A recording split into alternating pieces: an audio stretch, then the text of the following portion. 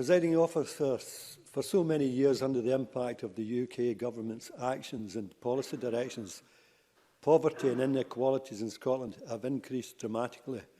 So the publication of the Fairer Scotland Action Plan is a welcome and comprehensive addition to the debate on how we collectively can improve our situation and details the actions necessary to do so.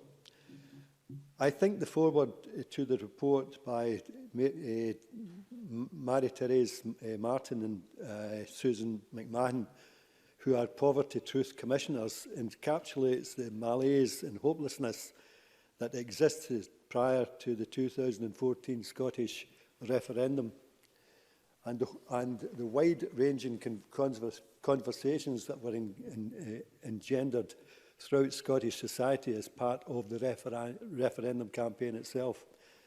In particular, the words previously, we were never thought to question our poverty situation, to look at it, talk about it, and ask what could make it better. It was like we were always waiting for the government or someone else to make a change. Perfectly illustrates the feelings at the time. Work undertaken by the Scottish Government and their partners from all sections of Scottish society since then have changed attitudes dramatically.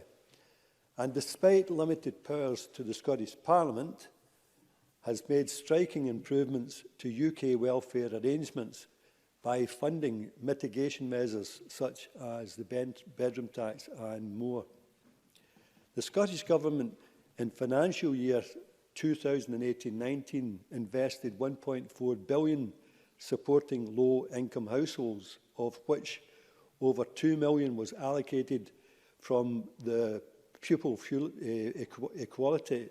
Equity Fund to every school in my constituency as part of the drive to eliminate the educational attainment gap, and that it currently exists, something I very much welcome and appreciate.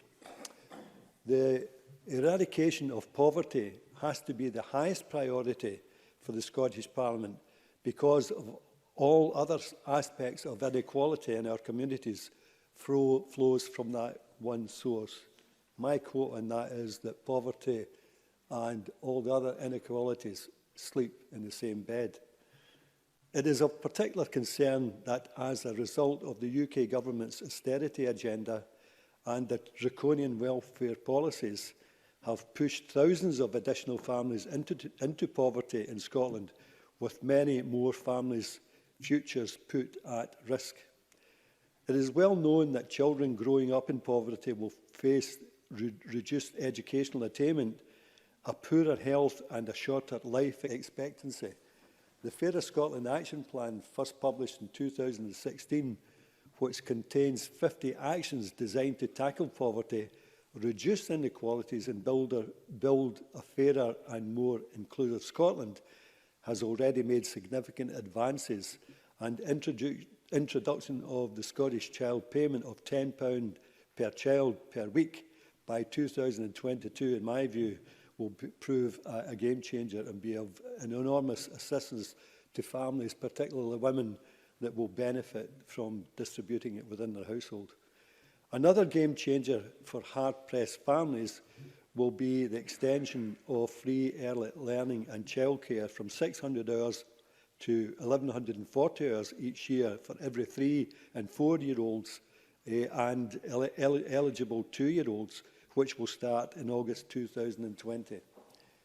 The action in the Fairer Scotland Action Plan covered an incredibly wide range of issues, everything from low income through housing, education, health, social security, justice, human rights to employability and discrimination, a truly comprehensive plan. The well-mentioned Professor Alston, the UN Special Rapporteur on extreme poverty and human rights, described Scotland's plans as ambitious, a promising social security system, and put Scotland on a very different trajectory from England when it comes to the social protection of its population.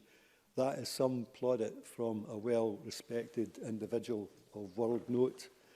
Finally, Presiding Officer, with plans like this and the full powers of an independent country, Scotland will be able to eradicate something that's been a scourge for Scotland for decades, and that we will remove poverty and inequality. So therefore, I very much support this debate and the motions before us. Thank you.